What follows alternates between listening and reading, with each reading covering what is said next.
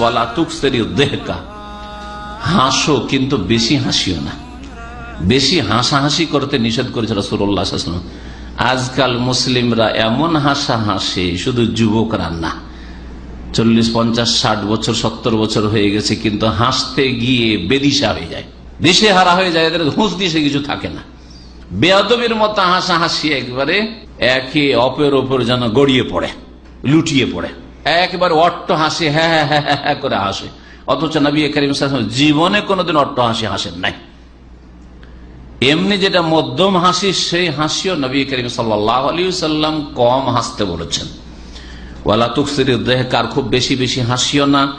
কেন? বেশি হাসাহাসি করলে কি হয়, যার সাথে হাসেন না কেন, আপনার স্ত্রীর সাথে রাত দিন যদি হাসেন, আপনি সবসময় বেশিরভাগ সময় শুধু রসিকতার হাসি, আর যদি আপনার ওর মাঝখানে জিকির আজকার, তারপরে আখিরাত সম্পর্কে চিন্তাশীল হওয়া, ইবাদত বন্দেগীতে একাগ্রতা, তারপরে দিন চর্চা করা, দিন শিখা, কোরআন হাদিস পড়াশোনা করা, রাসূলুল্লাহ সাল্লাল্লাহু আলাইহি ওয়াসাল্লাম সিরাত জীবনী পড়াশোনা করা, এইগুলির সময় সারা দিন ডিউটি করে আসলে শুধু হাসাহাসি কাজ সাথী সঙ্গীদেরকে নিয়ে।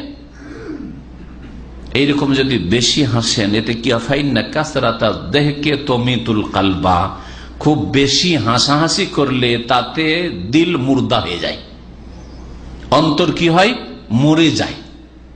মানুষের অন্তর মৃত্যু ঘটে, অন্তর মরে যায়।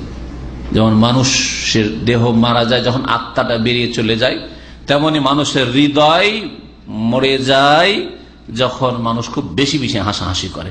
তখন এত মুর্দা হয়ে যায়, সে মুর্দা দিলে আর ভালো কথা ঢুকতে চায় না, আর প্রাণ আসে না, ভালো কথা ঢুকতে চায় না, জিকির আজকারের দিকে মন যায় না, আল্লাহকে স্মরণ করার দিকে মন যায় না, দুয়ায় একাগ্রতা আসে না, আল্লাহর কাছে অন্তর খুলে চাইবেন, আর চোখে একটু পানি আসবে চাওয়ার সময়, আখিরাত সম্পর্কে চিন্তাশীল হবেন, কবরের জীবন সম্পর্কে চিন্তাশীল হবেন, এক্ষুনি মওত আসতে পারে, আজকে রাতটা নাও পার হইতে পারে, এই এশার নামাজ শেষ ছিল, এসব কথা মনে করার ফুরসত হয় না বেশি বেশি হাসাহাসি করলে। এই হাদিস মুসনাদ আহমদে রয়েছে, তিরমিজিতে রয়েছে, আল্লামা নাসির আলবানী রহমতুল্লাহ আলাইহি এই হাদিসটিকে হাসান বলেছেন। ঈমান দুর্বলের আরো কারণ হচ্ছে কি, খাওয়া দাওয়া, খেলাধুলা, আরাম আয়েশ নিয়ে ব্যস্ত থাকা, এটাও ঈমানের দুর্বল। হাসি ঠাট্টা বেশি করা, মজাক করা, হাসা, আল্লাহ বলে লা তুকসিরু যিহক ফাইন্না কাসরাতাল যিহক তুমিতুল কলব, বেশি বেশি হাসো না। এই বেশি বেশি আনন্দ ফুর্তি করলে ঈমান কি হয়ে যায়, কলব মরে যায়, অন্তর মরে যায়।